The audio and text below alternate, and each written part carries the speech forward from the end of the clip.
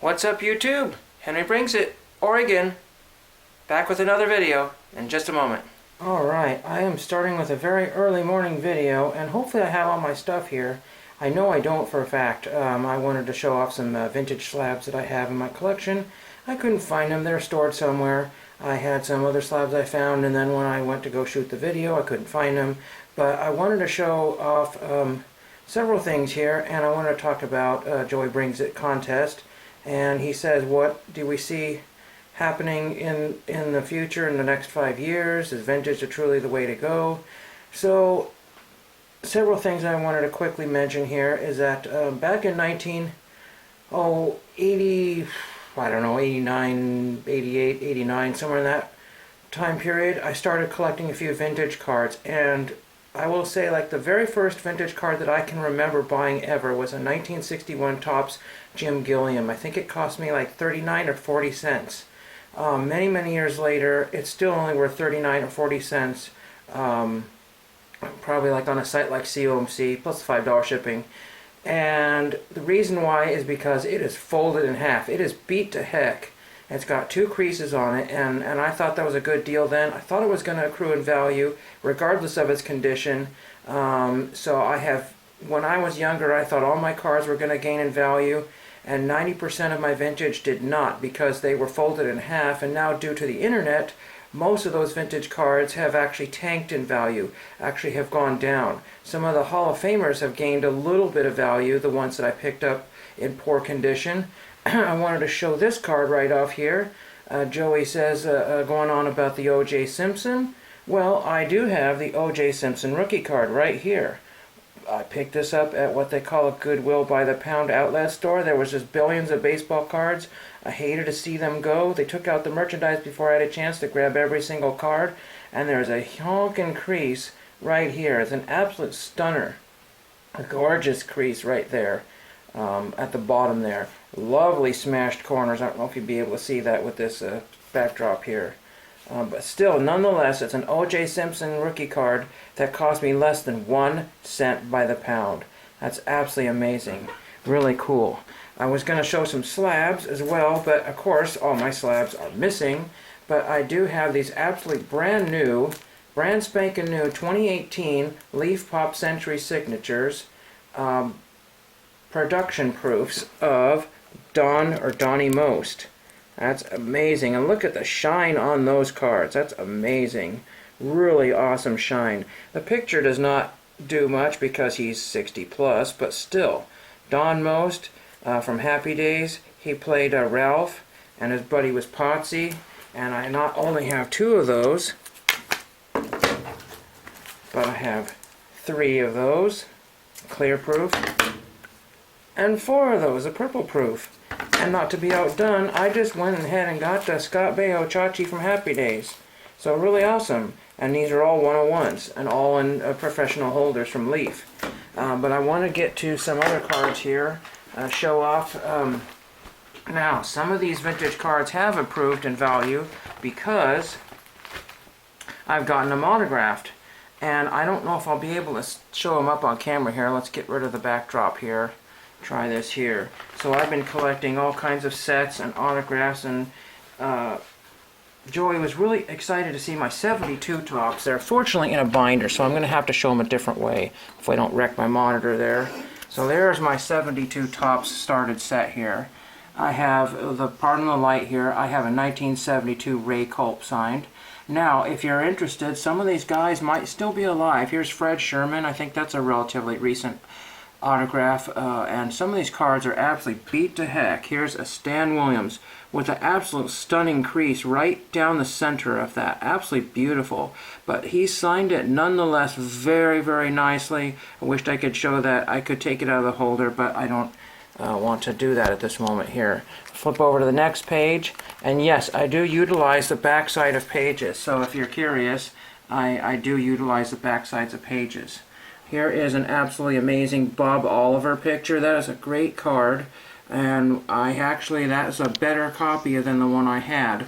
There's Clyde Wright next to there, kind of a poor signature, but these guys are in their 70s and 80s, maybe some in their 60s still. And here is the Bob Oliver.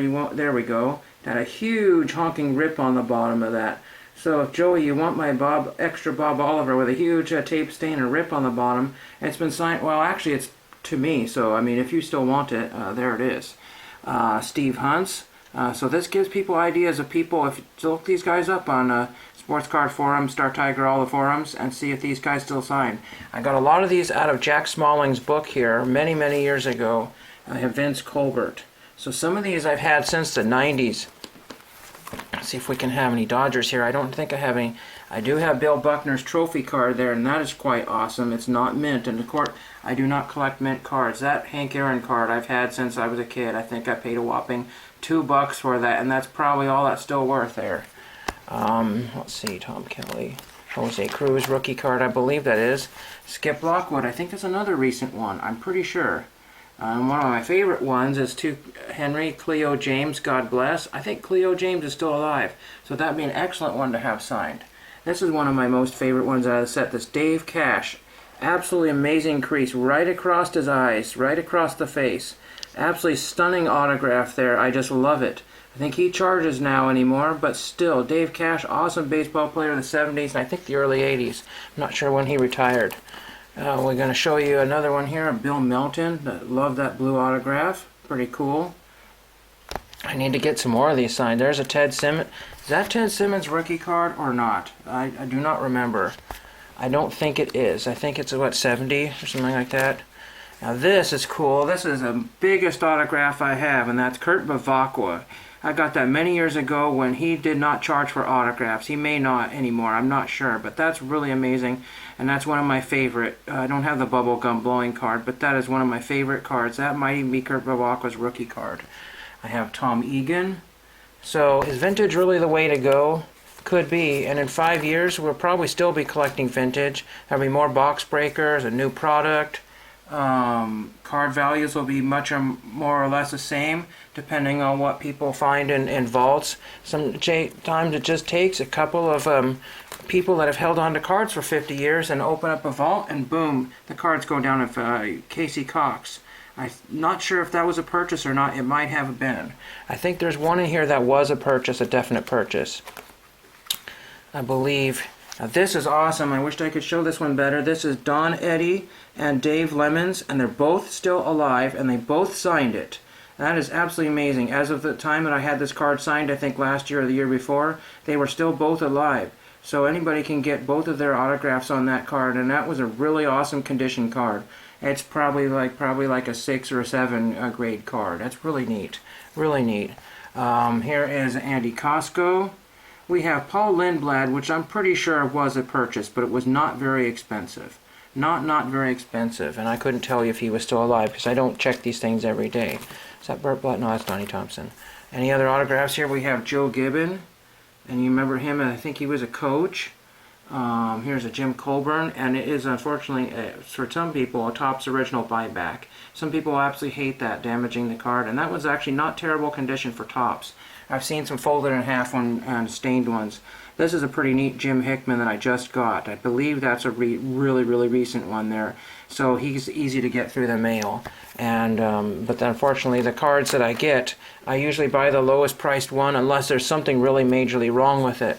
Many of these cards even have dog chews on them. And because I just got them out of a junk box and big huge surprise box, and I just threw them in there.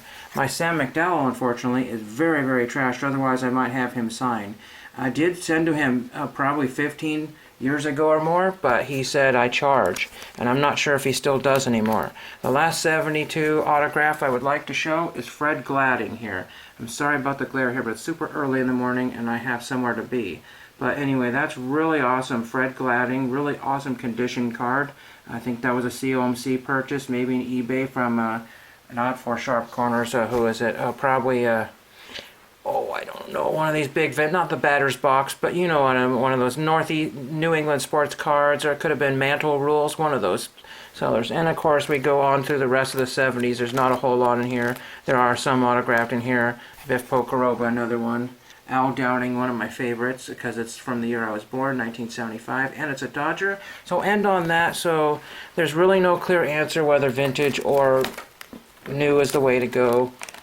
There's some more autographs I picked up somewhere off of eBay for next to nothing. There's some Magic cards that are signed. There's just some random stuff there and random addresses there. And that's my 72 binder, as much as I can show you. And hope you enjoyed some of that. Hopefully that fulfilled the contest rules. And subscribe to Joey Brings It if you haven't. He's got an absolutely amazing graded collection and autograph collection. And thank you for watching.